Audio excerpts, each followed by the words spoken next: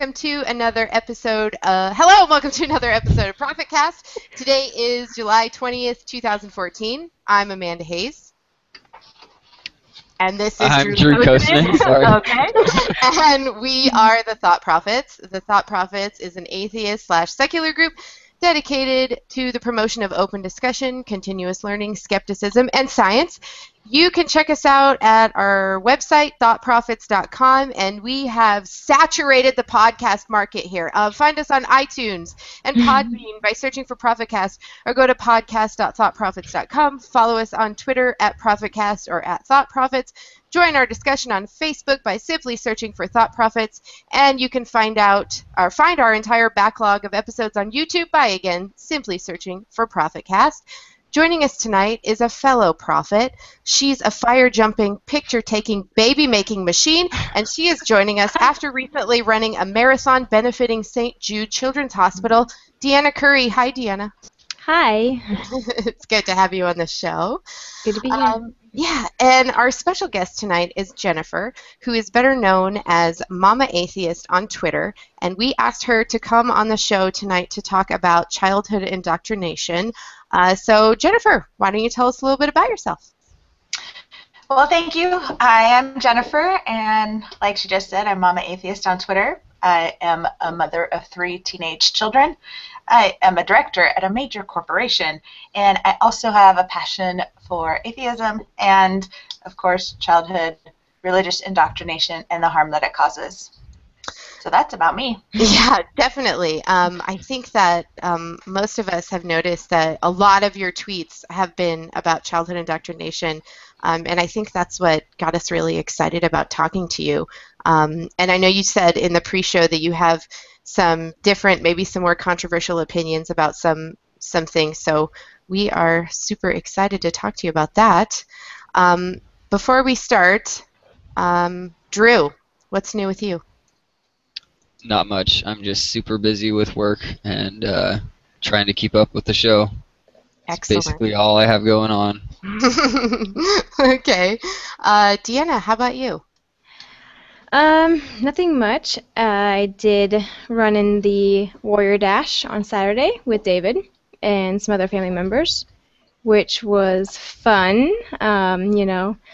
Getting kicked in the head and falling on by a huge guy was awesome. That's right. He's just Yes. trying to bowl you over to get to that finish line first. Wow. Yeah, making me roll down the side of the obstacle. Yeah, it was good times. Sounds like a terrific Nice experience. scars, so. I can't wait The to beer was watch worth you it. from the sidelines next year. Yes, And you give me have to come next year. I will never, ever do that. I think you should, but Yeah, well. if you won't, you can just have a turkey leg and beer while you wait for us. Yeah, So sounds great. we'll have to Oh. make you do it, though. Yeah, maybe Steve will do it. I don't know. We'll see. Too much mud. Sounds like a lot of mud, and I'm not coordinated, and I don't like working hard, so I feel like that's just not my forte. It was fun getting mud in places you don't want. Are you kidding me? Oh, doesn't sound fun. That's Sounds what worse showers are every for. time you talk more about it. That's what a lot of people keep saying to me. Oh, man. Talking dirty. Oh, yeah. Okay, we weren't really bringing it there. Yeah. Uh, Well, we can get started on the topic. I think we've got a lot to talk about. And I want to apologize for that opening. I don't know how many times I need to try and learn when to start talking, but the 2 dings throw me off every time, and I always fuck it up. I'm so sorry. yeah, and I always forget who's hosting. I thought Next Deanna time- was co-host, so I forgot to talk. Next time, But I'm anyway. probably going to wait an extra 15 seconds and just sit in silence until I know they were actually on air. So I'm sorry about that. At least I got the date right this time, because I didn't last time. Well, that was David's fault last It time. was, yeah. I was just Well. reading a script. So, again, we're talking about childhood indoctrination today. Jennifer, you said you were a mom. Deanna and I are both moms as well. Our kids are very young, so I imagine we haven't experienced nearly as much as you have as far as the topic, and I'm sure we're probably not as knowledgeable as you are, because you seem to have quite the passion for it. But one of the first things that I wanted to ask you guys, and I'll start with you, Jennifer, is how you define indoctrination in general. Okay, well, indoctrination to me is education without allowing any questions or criticism of what's being educated. So that's the extreme. It takes like indoctrination, or education goes to the extreme of indoctrination, where where it can't be questioned. So indoctrination can happen in different things. Not just we've heard it happen at public schools, but it also can, and where I think it has major harm, of course, is in homes where they're pushing on beliefs and faiths, and with threats, and even if they're subtle, and where a child's mind is too young to comprehend and even question it, and then later are told not to. I definitely agree with you. Drew, do you want to say what you think it is? I think that's a pretty good definition. Basically, I would say it's forcing a certain way of thinking without really allowing for options, like Jennifer said, and maybe punishing them if they don't hold to your way of thinking, and just not allowing options. What do you think, Dan? I agree. Pretty much forcing them to believe that whatever they believe, whatever religion or whatever it actually is. So pretty much saying what everybody else said. Yeah, and I wanted to just touch on what you said really quick, Jennifer, about how it can happen in public schools, because I was thinking there are a lot of different ways that children can be indoctrinated that aren't, it's not just religion that's doing it to them. So do you want to just elaborate on what you mean by the public schools thing, because that sounds really interesting. Yeah, and I think the difference on the public schools is avoiding the threats of hell. But there is fear, intimidation, and I'm a little bit older than you guys, and our history books were a little bit different. And when I was in school, we were taught that something happened in history that now, because of technology, I've read maybe it didn't really happen that way. And there was no, when you're being lectured in history, there was no hand raising, and that's different than math, where there is no other way. But there's social sciences that can be interpreted differently, and if you don't have an opportunity to question that, then then that's just the way it is. And I'm trying to think of a specific example, but I've learned more on YouTube about what blacks have had to go through, and other minorities, and women, what we've had to go through, and how misled we were in school. How about this? Christopher Columbus did not discover America, right? And he even has a holiday here, and who questions that? I don't anymore, because I like the day off. But but how he enslaved people, and what he did, and he wasn't the first person on this continent. So that's just what I'm saying about how he has a song, and kids go right along with it, and nobody, and if you question it, I can't imagine now in school, if a child questioned, my mom said, this would probably be my kids, my mom says that Christopher Columbus didn't discover America, and that he enslaved people and raped and murdered people, that they would say probably the teachers would be more open-minded to that now than they were in the 80s. Yeah, I felt like when I went to school, it was a little bit more open like that. But that brings up another interesting point, that indoctrination can mean a lot more than just educational or religion. You can indoctrinate your kids to be racist or something like that. Amanda was talking about that in the pre-show. What do you think? Yeah, I agree, and I'm really glad you brought up the public school thing, because I hadn't really thought about it and put two and two together like that. But if you think about it, your children are being taught by these people who are considered in a position of authority over them. And so it can be really difficult for them to question, even if they feel really strongly that their teacher's incorrect, just by the positioning of the student and teacher relationship. And so it's interesting because if you want to educate your child further than what they have, like in the history books, like we just had the 4th of July. And so, I was kind of telling them a little bit about it, and my 6-year-old only knows really rudimentary knowledge about it, but I was like, okay, so you're going to hear that, the Revolutionary War was this, like, great patriotic thing, and, we got our own country. I'm like, but let me talk to you about Manifest Destiny, because, it was pretty fucked up for some of the people we moved in on when we came to this country, so you should know that before we just applaud ourselves. So. Absolutely. Yeah, there's and it's not a secret that I'm a recovering drug addict. And one of my things too about indoctrination for children, if you think about like the disease of addiction and how children who grow up with parents, and that's one of my other controversial ones. If your parents are using drugs, then your child is more likely to use drugs, right? And because it's that same thing, like if you catch your mom smoking dope, she doesn't let you ask her any questions about it, right? She doesn't go like, well, this is drugs and they are bad, because she has her own problem. And so I know this is an extreme viewpoint, but it's my experience. So then the kid starts doing drugs, and then it's the same thing. And then they know that it might not be right, but their parents did it, and that's what they were taught, and they weren't questioned it. So, yeah, like, indoctrination can go all over the place. It can be harmful, in several different aspects of humanity. For sure. Definitely. I agree.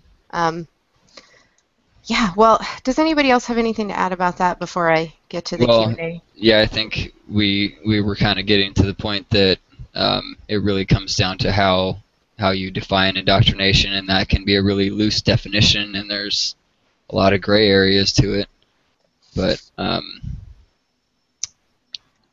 think there are a few different definitions as far as what the next thing we would be talking about is specifically what practices do you think define indoctrination? What do you think is considered indoctrination, and what do you think is just giving your children knowledge or letting them decide for themselves? And when does it cross the line into abuse? Right. Yeah. And we were going to ask that too, is if indoctrination is abuse, and then what constitutes that as well. So let's see. I mean, you guys can just start throwing out what sort of practices you think constitute indoctrination. I guess specifically when it comes to religion, since this is an atheist show. Well, yeah, and I'll talk a lot. So, is that indoctrination? It does have the word doctrines in it, so we just kind of, to narrow the definition a little bit, you can indoctrinate something that doesn't have doctrines. So, even like I said, my extreme example, and atheism doesn't have doctrines. So you can't indoctrinate that way. And I know people will say that also, but so that's my 2 cents on that part. Well, atheism by definition doesn't have any doctrine, but I think it can still be taught as a doctrine, and I mean, people can still be dogmatic about it. So I think it is possible for an atheist to indoctrinate their kids, maybe even indirectly without trying to. Into being an atheist themselves? Is that what you mean, Drew? Mm-hmm. Okay. I don't know. What do you think about that, Jennifer? Yeah, I think that indoctrination has to do with beliefs. So I can't speak for all atheists, and I don't ever claim to do that, but I tend to see that more atheists, even if they're militant and say that they can make the claim that God doesn't exist, that they still are critical thinkers, and that they would instill. You can't indoctrinate and allow your children to question what you're teaching them, so, or allow them to have take your thought and run with it. So I don't know, and I haven't seen any studies on really children of atheists if they feel that that they've had any harm from it. While I've seen it from religion, so I can only go on my opinion. I don't. I don't know. I totally agree that religious indoctrination is going to be 1,000 times more harmful than any atheist trying to indoctrinate their kids. Definitely. But I mean, it comes down to, people always say you want to teach your kids or how to think and not what to think.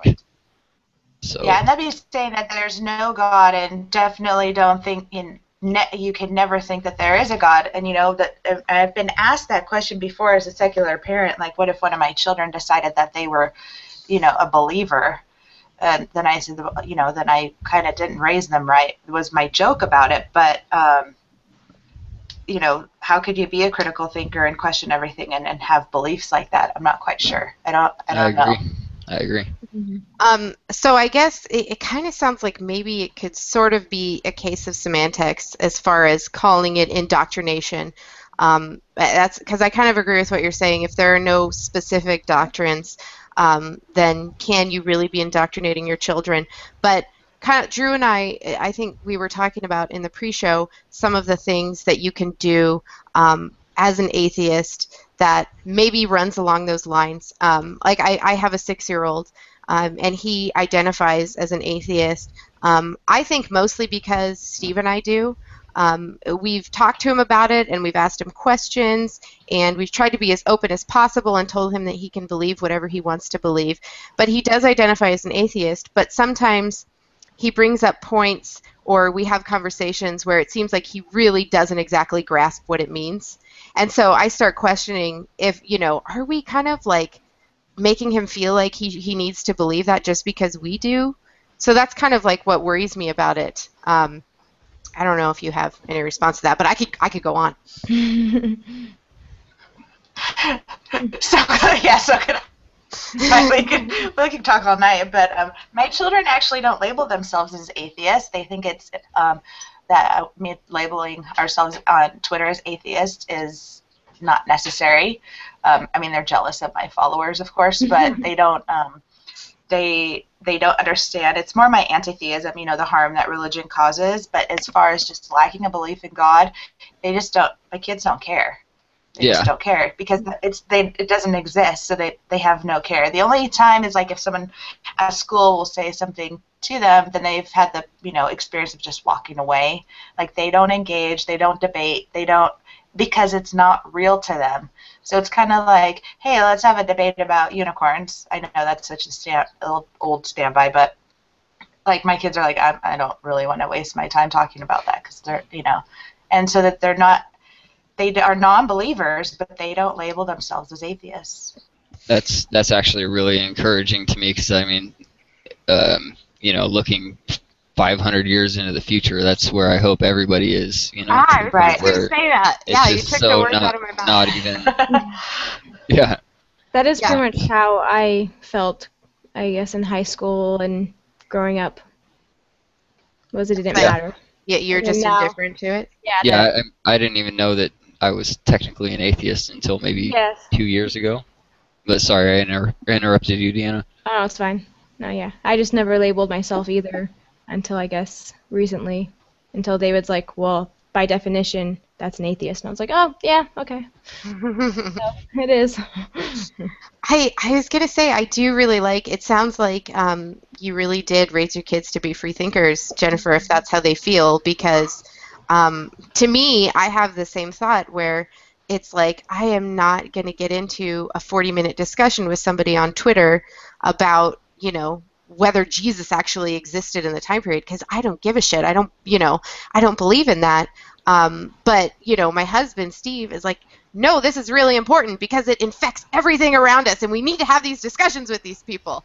So I would love to see a future where people are just like, I don't need to talk about it because it's like talking about mountain trolls. Like, why would you? It doesn't make any sense. Mountain trolls, that's the new one. I hear what I go with. Yeah, you know what? Those damn trolls. I'll just tell you though, I'm gonna let's be honest though, is that raising free thinking teenagers is also has its downfalls. That's So true. I am questioned pretty much about everything, and I mean, my kids are good kids, and everything has worked out really well. But I think my son's gonna be a politician because he'll try to negotiate anything with you.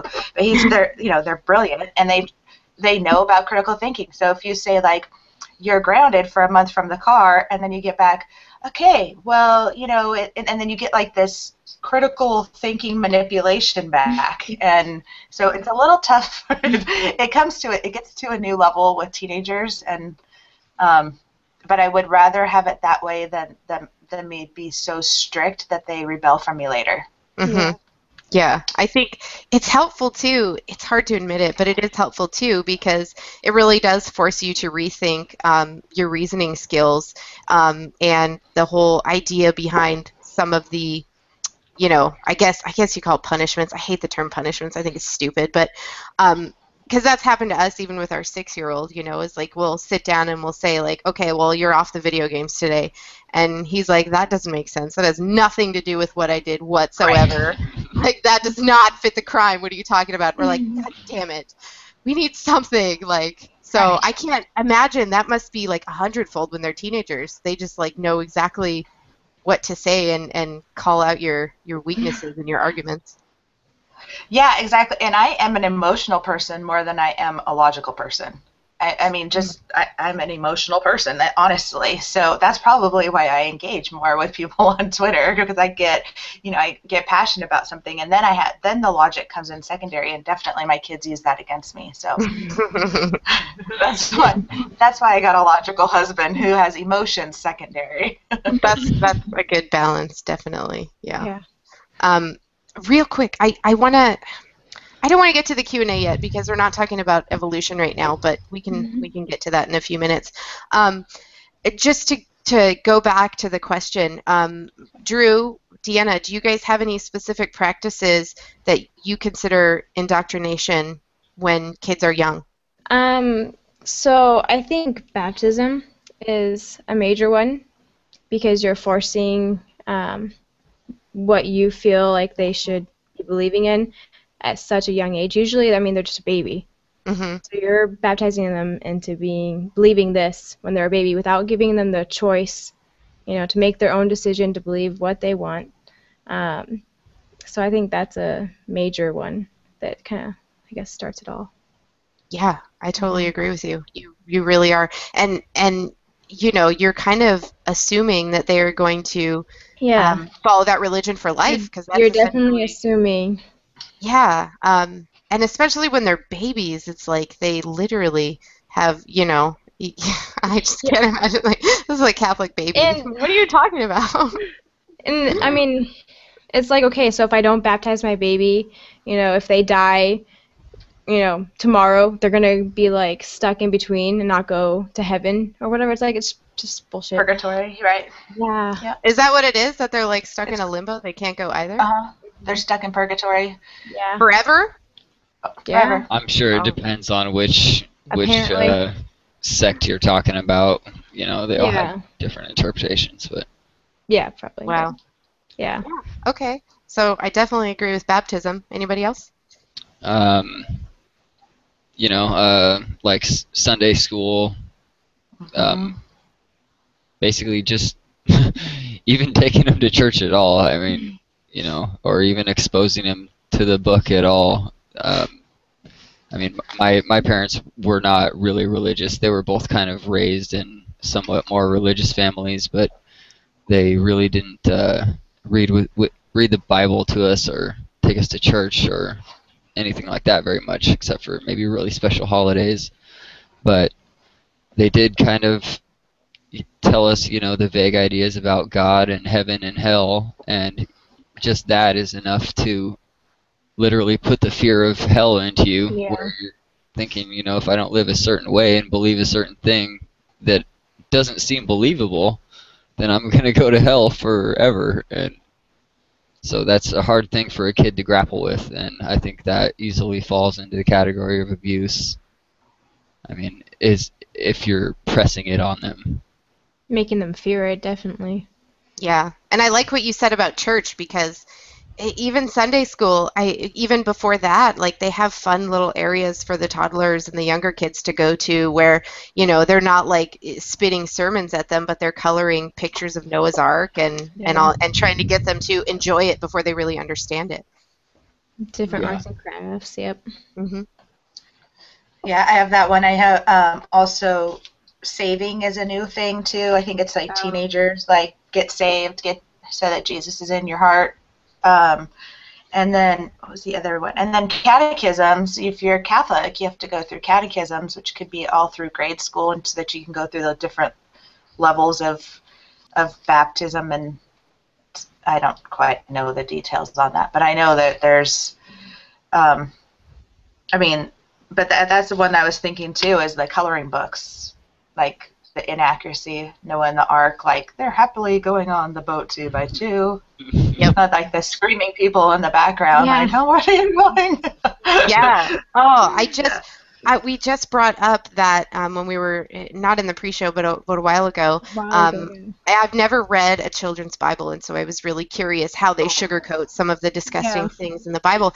And so I downloaded one off Amazon, and I downloaded one off Amazon, and then I saw a preview of one, and it was like, oh my God, it completely glossed over it. It's like, God was unhappy that everybody forgot about him, so he decided to start over, and he told Noah to bring 2 of every animal and his family on the ship, and a lot of rain and water came down, and then he got off the ship, and I was like, are you fucking kidding me? Like, wow. Right, and then, and we all grew up, right, like in a home like that or something, and I never questioned that. I never thought when I was a kid, I was like, oh, way to go, Noah, for saving your family and all the animals we have now.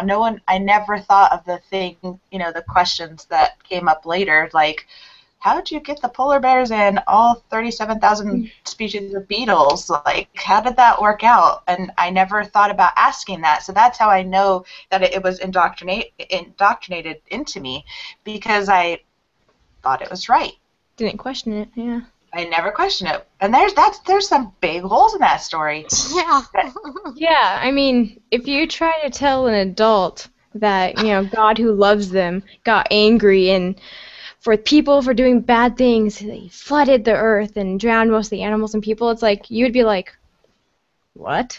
Yeah, like, what a whiny little bitch, are you serious? Yeah. The only thing I remember feeling whenever I heard Bible stories, it all sounded like fairy tales and that kind of stuff to me. Stories. And so I was willing to listen to it and take it in, but then once people were like starting to make me feel weird about, you have to believe this, like this is true, then that's when I would just shut down, and I didn't really put much thought into it, until I was a lot older. Yeah. Right, and that's what we want. I want my kids and your kids and children in general to question it. If they choose to believe on their own, like that makes sense, well then, that's theirs. But if they don't have the right to question that, even from, you said, Drew, in your childhood of fear of hell, that's my biggest thing, is, the constant fear and guilt of either being watched, or you're going to hell if you do something wrong. Yeah, or that someone bad can do something to you and be forgiven, so you might hang out with them in heaven. I never even thought about that. Yeah, I didn't really think about that. So like, I'm glad that my rapist was forgiven. Right, yeah, Jesus, good thing he so that I repented can later. hang out with him in eternity, because that's great. I'm looking forward to that, and then. Well, and then it goes telling any person that. Go ahead, Drew. Sorry. I was just saying that it's just the born sinners. It's born sinners. We are born a sinner, and sometimes I say we're born atheists. I don't really think we were born anything. Yeah. We weren't born Democrats. We're born human, and but to be born a sinner, and that's real. Is that fair? I didn't That's even do exactly anything. what I was getting Yeah. at. Is it goes deeper than the threat of hell, because what's attached to that is original sin. Like when you're taught that, they also tell you that you were born and you're sinful and Jesus had to die for your sins. So that's why you have to believe all this and you have to worship for your whole life. And I strongly believe the church knows exactly what it's doing with that. Because the children are the ones who don't question it, so that's who they're going to indoctrinate with it, and then and just keep it going down. Church attendance is at its all-time low. People are not going to church anymore. So the only way that religion can carry through is by feeding it to the children. That's the only way, because once you get to our age and you start thinking as a rational, logical adult, then that shit doesn't work anymore. Yeah. Sorry, I cuss, but you cuss, so we're good. Are you serious? this is an R-rated show. Yeah. Okay. It's not for so- kids. No. So fuck that. Encourage science. Yeah, exactly. And speaking of that, have you ever heard of Camp Quest? I have heard of that. And I looked at it one time because after I saw Jesus Camp, and I posted some stuff about that, because I know every Christian Bible song there is. It's like bird in my brain, and if someone gets one stuck, it's really great. Thank you, parents. But it was cheap daycare, and so I checked out that camp just to see, and it's just make your kids smart camp. Yeah, Is that the one? they teach skepticism and critical thinking. They do kind of situations where they pitch kind of weird claims at the kids and teach them how to dissect it and think about it critically. And it sounds really cool. There's one here in Washington, Camp Quest Northwest, and one in Texas and Oklahoma that I know of, but I'm not sure where else. But I think they should be they should be in school and daycares just to have courses like that for parents and children. Yeah. good alternative to the camps that Deanna and I went to. Yeah, We went to bad camps. Yeah, let's talk about that, because definitely Vacation Bible School and a lot of a lot of the camps that churches offer are really big on childhood indoctrination. And when it comes to Camp Quest and these other camps, I just want to point out something that you said before we start talking about it, Jennifer, as far as free daycare at church. The church camps are a lot less expensive than Camp Quest or some of the other science courses that you can take over the summer, which I imagine because they get subsidies and grants from whatever, they get funded. Donations, yeah. Yeah, and I was just thinking that kind of sucks, that the secular community doesn't have that, so we don't have access to those amazing resources like they do. That's why I brought it up. I wanna spread awareness about those things. They're always looking for counselors too. I might even try to be a counselor next year or something. But I'll definitely want my kids to go there. As opposed to what you went to. You guys should tell us about your experiences. Who wants to go first? I know you're both itching to talk about it. Well, his was a lot, I guess, worse than mine, so I'll go first. So I went to a camp called Miracle Ranch, and it was a horse program that I did, and it was fun for the part where I got to take care of the horse and go on trails and stuff like that and do tricks and jumps and stuff like that. That was fun. But we also had daily Bible studies, and we had to pray before we ate any meal, and campfire songs. Whatever was around the campfire was all about God. Is just songs, and maybe I think we had some skits. Some of the older kids did. So it was a lot, still a lot of religion through the day, even though I was off doing the camp, the horse program. It was still a How lot of old were religion. you when you went? I want to say I was probably 9. So it wasn't. You're still young. You're still Yeah, I young was enough. still young. The fact that it seems like So- it was kind of indirect, where Yeah. like come to this horse camp and then learn about Jesus for half the time. Yeah, So- and I really don't remember ever knowing about the religious part of it. I just wanted to do a horse camp, and that's what was available, like, in our, I guess, area. That's what my mom found. I don't know if it was, I guess, on purpose or what, but yeah. Yeah. I mean, it could have been. Still shitty. What about you, Yeah. Drew? The camp I went to is actually owned by the same people that own that camp. I think they're actually really close to each other. Yeah, they're like sister, whatever, yeah. Yeah, it's called Krista Camps, and Krista Camps. that was Miracle Ranch or whatever. The one I went to was called Island Lake, and I went to ride dirt bikes instead of horses. So the first time I went, I was 8 years old, and that's where I learned how to ride dirt bikes. And it was the same as she described, like, a little bit of Bible study and discussion, but it wasn't too heavy. And then I went again when I was maybe 12, and then again when I was about 15. And when I was 15 was when they got a lot more intense. And there was one day in particular where they had us play a cabin versus cabin game where we lined up, and each cabin was like maybe six kids, and there was a table in front of each cabin with huge 5-gallon jugs of water, and then there was a 55-gallon garbage can next to each table, and each kid had to go up one by one and drink as much water as they could possibly stand, like more water than you could possibly stand. And you got extra points for throwing up.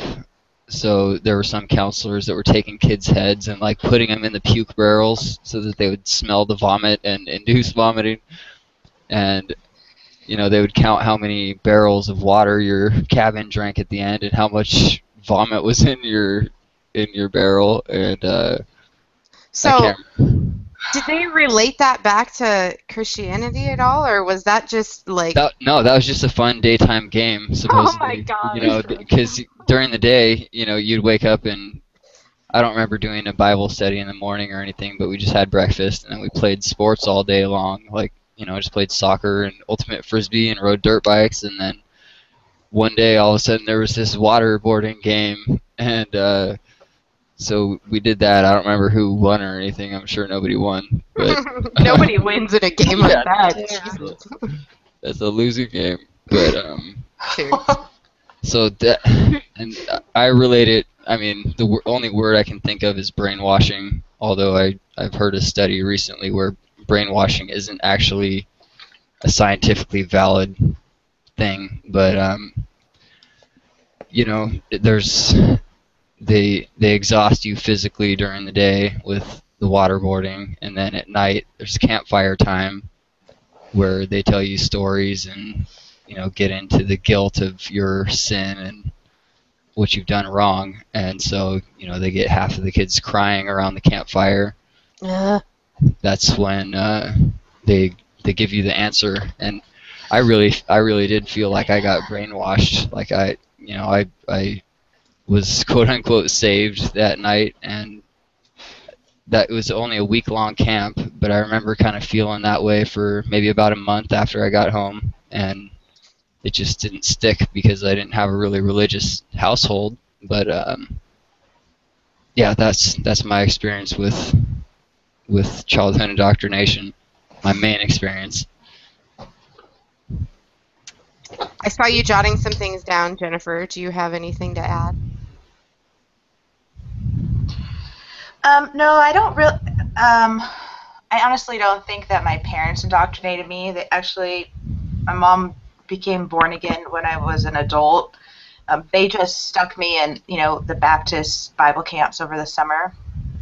And then of course, as I got older, then I became like a counselor in training, and then became a counselor. And so I became an expert in Jesus. And so I feel like I was actually indoctrinating myself, and I was really young, like in junior high and high school. So I was just I hadn't thought about that in a while, and I was just thinking about that, and then I wanted to look up brainwashing not being scientific anymore, and I want to look up secular day camps because I think that might be a really good idea. You know, I like action, so that's what I was writing down. Like, oh, I wonder who would do that. You know, and anyway, so that's I start going off on like my own little tangents of ideas that come from that. But like I said, my parents didn't indoctrinate me in honesty. When I had a lot of problems as a teenager and early in my 20s, my parents felt that the reason that my sister and I had so many problems is because we didn't have God in our life. And so I had to deal with that from a different approach, and now still have to deal with that. That they feel that if we would have had God in our life, that we wouldn't have had so many problems. And I don't understand, if there was a God, where was he the whole time? So their arguments don't really work with me, and I don't talk about religion or politics with my parents, just to keep it on a happy family level. So I try to do the same. Yeah, sometimes you just have to avoid the topic altogether. Yes. Yeah, I was gonna say that earlier. I think it'd be really, really. Go ahead. You're the guest, Jennifer. You get to go first. I always this happens all the time. I just go moo because I am totally the interrupting cow. Is that there's nothing wrong with teaching children about all kinds of religions, and that's the thing, is that in the United States, you know, Christianity seems to be predominant, but why not teach your kids about everything? Like we have like this huge thing out there. We collect Buddhist things. We have Jesus on the cross. We have Hindu gods flying. It's kind of just all symbolic of my tattoo. I just showed it. It just says fiction on my back, and you know, it's just like it's like Disneyland out there with all these gods. And I think that I don't have any problem with that. So just go ahead and teach your children about the Bible, but go ahead and teach them about the whole Bible. Let's not like cherry pick the parts that are good. Let's let them hear how bad it is. Then that might just shut out Bible education entirely. And then let's teach them about the Quran, and then let's teach them about Hindus, because there's billion Hindus, you know, and if you were born in India to a Hindu dad and mom, then that's what you would believe. So let's teach them about that. Let's teach them about Native American, you know, believing that the sun is a god, and teach them. And then if you don't like any of that, then you don't have to believe anything. Yeah, you know, there's spiritualism and double talk, and you know, there's a lot of options, and I think we should give our kids options so that they can, like I said, go back to being those free thinkers who know how to make decisions later. Yeah, I completely agree. They with should the be most able to information have possible. all the knowledge possible that they can have about everything, every I think type of religion. That's really the best answer for Ruli Lalonde. Yeah, I'm glad you brought that up. I was just going to say that. He asked, how do you raise your kids as free thinkers? I was indoctrinated, baptism, church, Sunday school, Catholic school, and I want to make sure I don't do that to my future children. But here's the thing, really. That is an episode in and of itself. That takes a long time to talk about. But I think that some of the stuff we've been talking about, as far as teaching your kids as much as possible about everybody's religion, is a great place to start, definitely. Yeah. That's how they can learn to see the parallels and kind of see, like, what might be the motives for somebody to create a religion like that and why they would try to propagate it. Yes, definitely. So I'm gonna select that because we were answering that question. I do want to, we don't have a lot of time left, but I do want to touch on this. We were talking about it before, but Steve says, as a practice for indoctrinating circumcision. You can't hear me? I couldn't hear you. What was that again? I'm sorry. Steve on the Q&A says circumcisions as a practice for indoctrinating children, and it looks like there was a little bit of discussion on the Q&A. Kyra says that it's more of a cultural thing these days than a religious thing.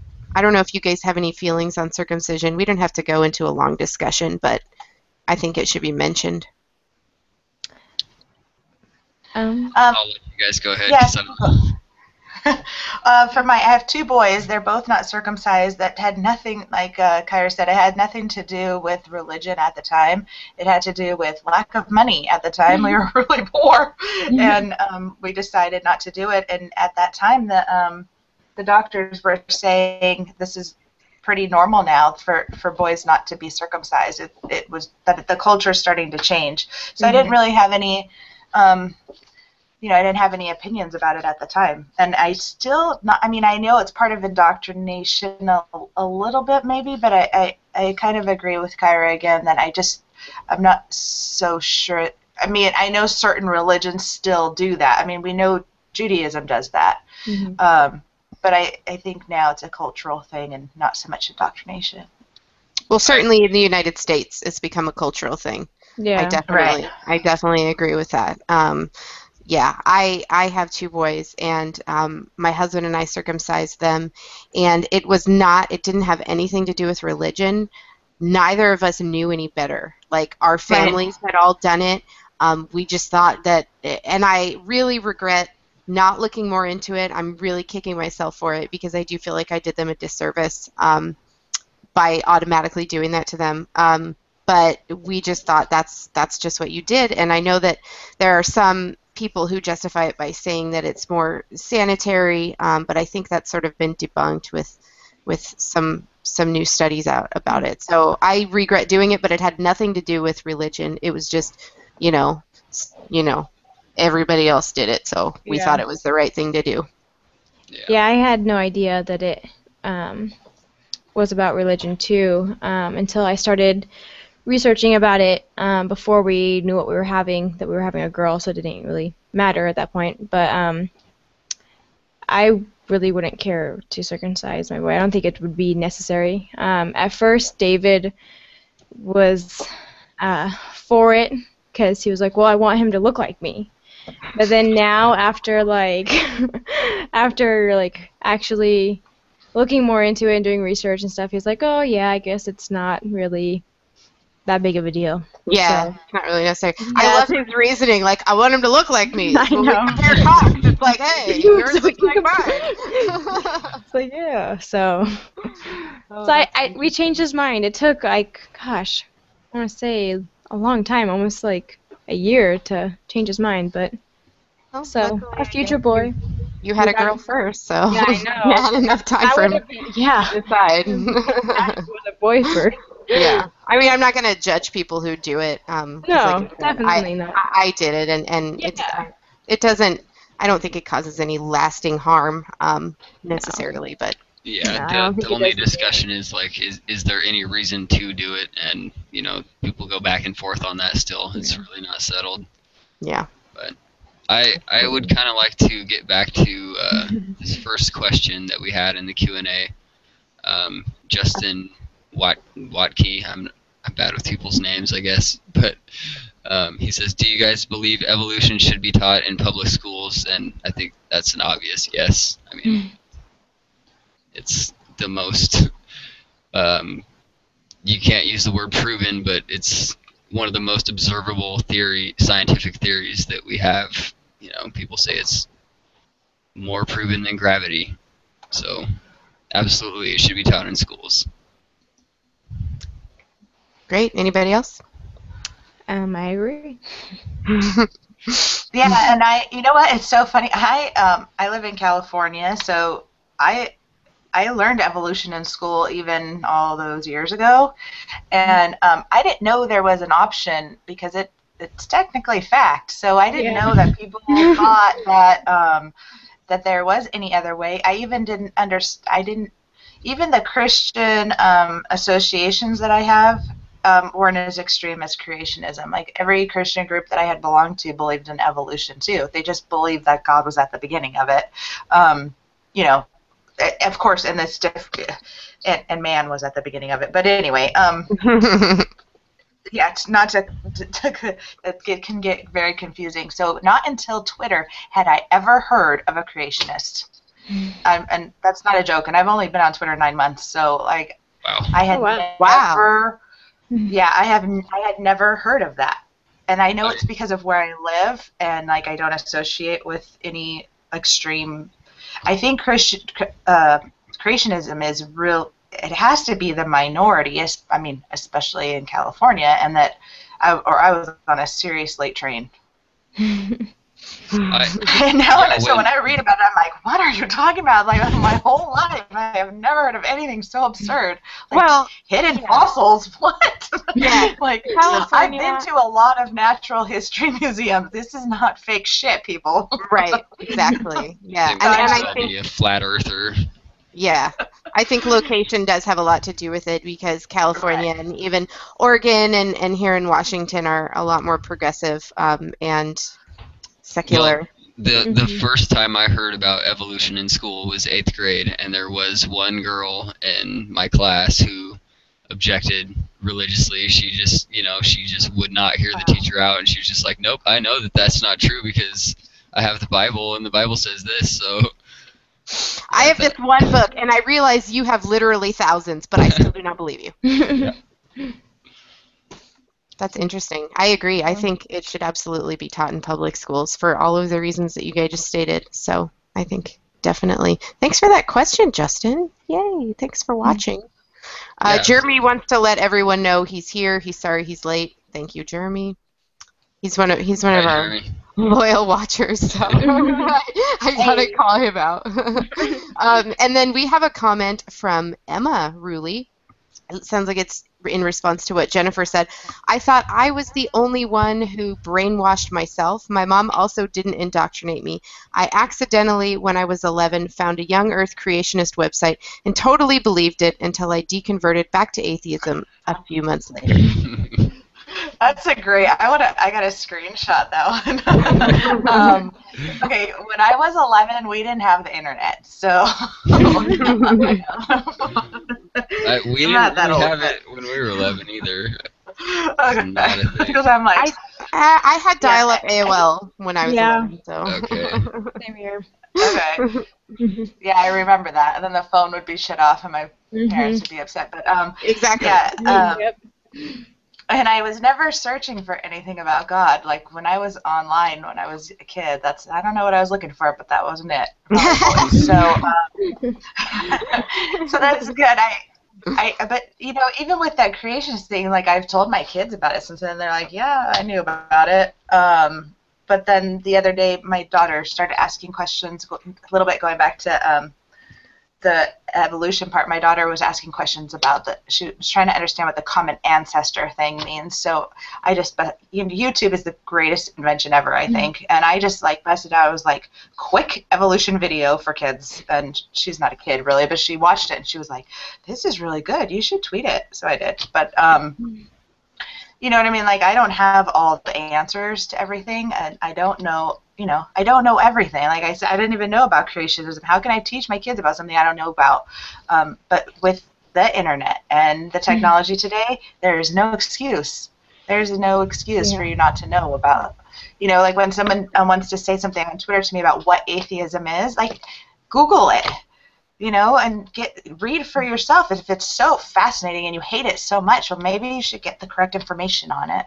So it's a different time, and atheists, 20 years ago, I didn't know one single atheist, and now I know more than I can count, and I like them.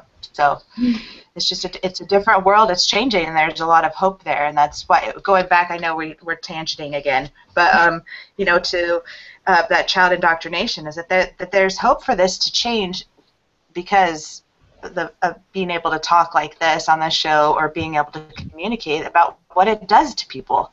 People didn't know before.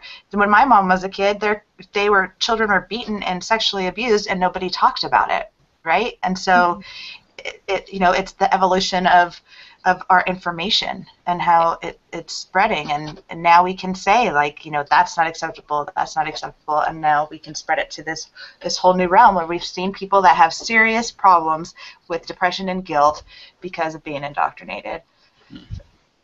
That I need to said that a million times. Like I grew up a believer, but I was never like necessarily devout. I was indoctrinated, and I believed it because my parents did, and I never questioned it. But when I kind of stopped believing and kind of decided that I was atheist, I was so relieved that I didn't have to fucking pray anymore because I was never into praying. I always felt like such a phony when I was praying. I didn't know what to say. I didn't know if they were long enough or if I was like using the correct words. Do I really need to be on my knees? Like, how important is this prayer thing? And I'd heard a lot of people say like, well, you need to pray or you're going to go to hell. And so every night I'm like, okay, thanks for everything today. My friend's sick. Try and make her better. Peace out. Like, so like when I was an atheist, I was just like, God, it's so nice not to have to think that if I don't pray every single night that I'm gonna go to hell. Like, that was nice. Did you do the eye things, like where you would like? Because I can't close my eyes very well, so like when people are praying, I'd be like, I wonder what everyone else is praying about. And my eyes would be like moving all around. And I like open my eyes to see if there's like anyone else like me going like, who is everyone talking to? And then you like make eye contact with like one person, and then like everyone put their head back down. Yeah. That praying thing, I had a problem. I still think people who do believe they're talking to someone has to have. Even when I thought I was talking to someone, I still didn't understand it because I thought, you could read my mind. Why do I even need to pray to you? Yeah. Exactly. Yeah. I just That's remember great. I love that, Amanda. What were you gonna say, Deanna? Go ahead. I was gonna say I remember just sitting sometimes I would just like take a nap in the pews. Like I was probably like 4, I was like 4 or 5. That's when we went to church, and but if not, like I just remember sitting there when they'd be like, you have to pray. I'd be like, okay, just sitting there, singing some song in my head, type of thing. Just like, all right. Yeah. At 4, like that's fucked up. Church is so boring as it is, but like to make a 4-year-old sit through. Like, well, usually I slept. I think cold. That's just cold. Like my kids would be like, "This is bullshit. Get us the hell out of here!" Like It's the 4 to 14 window. Yeah. What'd you say? It's the 4 to 14 window. Yeah. Well, we have 2 minutes left. So before we get to like promotion and all that, is there anything else you guys want to bring up that you didn't get to say or that you just want to make a point about that to make sure people know? I actually had one question for Ooh, Jennifer. don't have time. Sorry. Gotta move on, Drew. Damn. Kidding. I was going to ask it anyway, so... Mama, Jennifer, I wanted to ask you... Mama. Was there one thing or one certain event that drove you to be more activist, or was it just, like most people, generally just want to fight the good fight? Good question. You have time for the answer? Yeah. No, Absolutely. I have I'm such a storyteller, but so as you can see the bed in the background. So it's had my niece, 6 years old. She was laying in bed with me going to sleep, and she said she was going to pray. And I said, I don't pray. And she says, you have to pray. You have to pray to God. And I said, I don't believe in God. And she started hitting me. And she got really, really angry. And so I just said, I'm not going to pray. And then it became this big deal. Like, of course, I'm good. I changed her mind. I got her good. Like, I put My Little Pony and Barbie's on, and everything was fine. And I didn't know how to deal with that. I didn't know how to respond to her other than saying that I don't believe in God, and that's okay. And so that really. And then, of course, she went home and told her parents, and then her dad said, "You're not allowed to talk to Aunt Jen about atheism." And that's really where it started. She's 6. She's a smart girl. And where I got to see the effect of indoctrination directly affect me. And she was hitting me. I'm the greatest aunt in the whole world. And she was like hitting me over something absolutely ridiculous that someone had told her she had to defend, That's when I started looking into it more. Because that's sad. That's sad. And so, that is really sad. I'm lucky that my kids don't have that. And then it, started bringing up what had happened to me, which, it is not so much from my parents, like I said. And then I, talked to my husband about it, which I have to like give out his shout out because he's back on. He's not suspended. It's atheist_punk 666.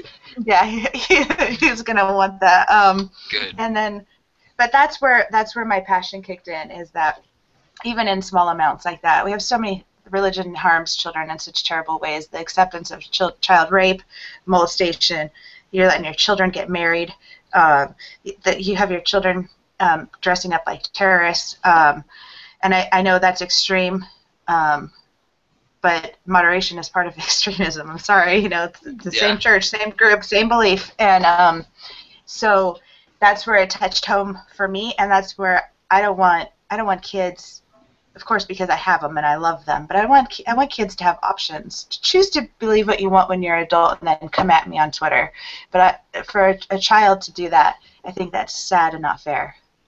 Yeah, even more, when you said that, I didn't think sad. I thought scary, because you said that they're taught to like defend it, but it sounds like they're taught like to go on offense. Like, that's not defense. They're straight out being aggressive. Just because you said I'm not going to pray, so I think it's more scary than sad, because, like, they're almost like, beat it into people if they don't believe, Yeah, so, do whatever you can. Seriously. Doesn't matter. Resort to violence. That always works. Resort to violence. Yeah, and I still think, like, right now, since they're moving away and it's hurting me a little bit, is that she thinks that I'm going to go to hell, and so she's never going to see me again. Oh. Yeah. Mm-hmm. Yeah, that's not that's not a God of love. Right. Yeah. Absolutely. There's no love in that. There's no love in that. And if you tell your children that I'm preaching, but if you're telling your children that God is love, then you haven't read the whole Bible. And then what are you telling them that when they're not good? There has to be an opposite of the God of love. Not everyone gets to heaven. Like I said before. So that's the subtext that really comes across. Yeah, that's a great question. Thanks for asking. But that's where my passion comes from. It's not going anywhere. Yeah. Awesome. Excellent. Yeah, that's awesome. So yeah, we're a little bit over time, but I really want to make sure we make the most of our time, and I'm glad that Drew asked that question. So before we go, we usually like to go around and have everybody do some promotion for their, Twitter, their blogs, or some projects they may be working on. Jennifer, why don't you go first? Well, you can follow me at Mama Atheist, MAMAATHEIST. Got to spell that right, on Twitter. I don't blog or YouTube, but I will watch what you do. And then I already threw out my husband's out there, and I think I think I covered a lot. Maybe we can have a chat another night and cover even more stuff. I really enjoyed talking with you. Thank you. I hope so. Yeah. Deanna, anything? You can follow me at Deanna Atheist. I don't have a blog. I don't have time for that. I'm too busy. Ain't nobody got time. Ain't nobody got time for that. Yeah. Too busy with my photography business and nanny/beach body coach, all that. So. Yeah. I try to be on Twitter as much as possible, but not a lot. Real talk. It's real talk. Yeah. How about you, Drew? What's the haps, Drew? Same here. I'm not super active on Twitter, but I do tweet a little bit here and there. I try to do a little bit of writing for the group. What is it? Blog at thoughtprofits.com or thoughtprofits.blogspot.com. I think that's I think you can get there either way. Thoughtprofits. Yeah, if you just go to thoughtprofits.com, it gives you some of the latest blog posts. Is that it? Yeah. What about you? What about me? How much time you got? Well, I have obviously for you. You can follow me on Twitter. My handle is down there, 5 R's. You can go to my parenting blog, humanistmom.com. I don't update it as much as I like, but it's there. So go check it out. On Tuesday, as always, I will be co-hosting Godless Family. We're going to have Courtney Lynn on, who is an author of children's books on free thinking and science and stuff like that. So I'm really excited to have her on. I'm hoping I can get Mama Atheist on one of those shows sometime soon, but we'll talk about that later. And then very soon, I am going to be recording my next segment for Koranify Me, and I am super excited about that. I'm going to be talking about honor killings, so definitely look out for that. You just reminded me that I'm going to be on an upcoming episode of the My Book of Mormon podcast. Oh, yeah! I'm not sure if it's going to be the next one or the one after that, but I did a reading with him, and it was really fun. Awesome. I can't wait. Yeah, we will definitely tweet out those links as soon as he releases that episode. I love him. He's so great. Yeah, he's awesome. Yeah. Okay, so I guess we're going to head out. Don't forget to go to thoughtprophets.com. Follow us on Twitter at Prophetcast. And you can tweet any of us personally if you have any other questions. So I'll just do Steve's famous sign out. Bye, everybody. You have a godless night.